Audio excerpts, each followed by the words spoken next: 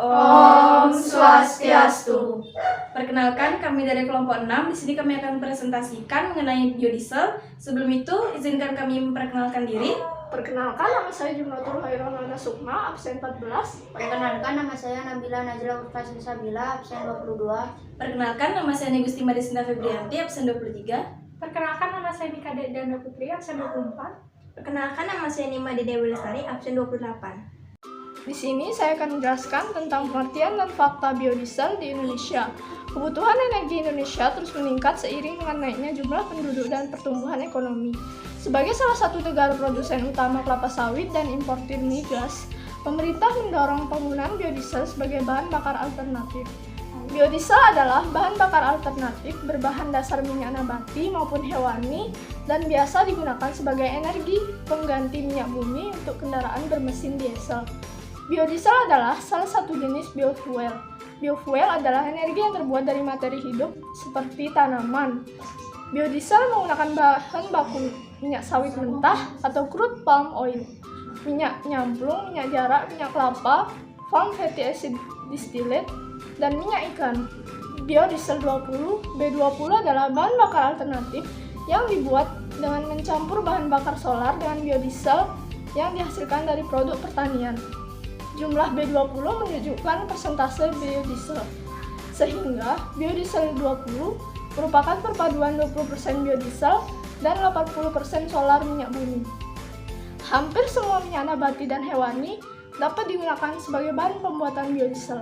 Namun, di Indonesia, bahan baku utama biodiesel adalah minyak kelapa sawit atau crude palm oil. Baik, selanjutnya saya akan menjelaskan mengenai dari manfaat biodiesel. Pemerintah memilih biodiesel sebagai energi alternatif prioritas. Bahan bakar nabati ini berpeluang menjadi energi transisi nasional jika dikelola secara berkelanjutan.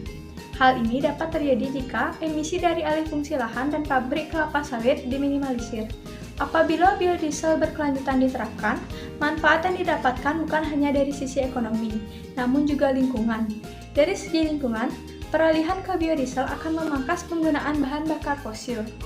Bahan bakar ini tidak mengandung bahan kimia beracun seperti sulfur yang bertanggung jawab pada pencemaran lingkungan. Tidak adanya sulfur berarti mengurangi risiko terjadinya hujan asam.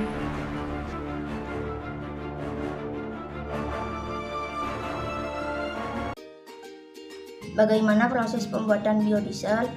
Proses pembuatan biodiesel umumnya menggunakan reaksi metanolisis atau transesterifikasi dengan metanol, yaitu reaksi antara minyak nabati dengan metanol dibantu katalis basa, yaitu NaOH, KOH atau sodium metilat, untuk menghasilkan campuran ester metil asam lemak dengan produk ikutan gliserol.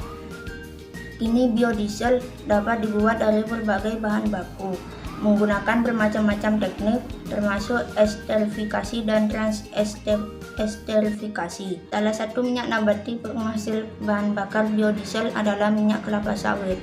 Sebagai sumber minyak nabati yang paling produktif, 1 hektar tanaman kelapa sawit mampu menghasilkan 3,5 ton minyak nabati. Ini jauh lebih banyak jika dibandingkan dengan tanaman paling produktif kedua setelah kelapa sawit, yaitu tanaman kanula yang 1 hektarnya hanya mampu menghasilkan 0,8 ton minyak nabati. Baik, di sini saya akan menjelaskan mengenai perbandingan biodiesel dan minyak solar.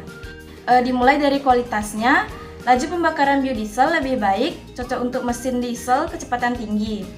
Nilai energi biodiesel juga lebih rendah, 5-10% atau lebih boros.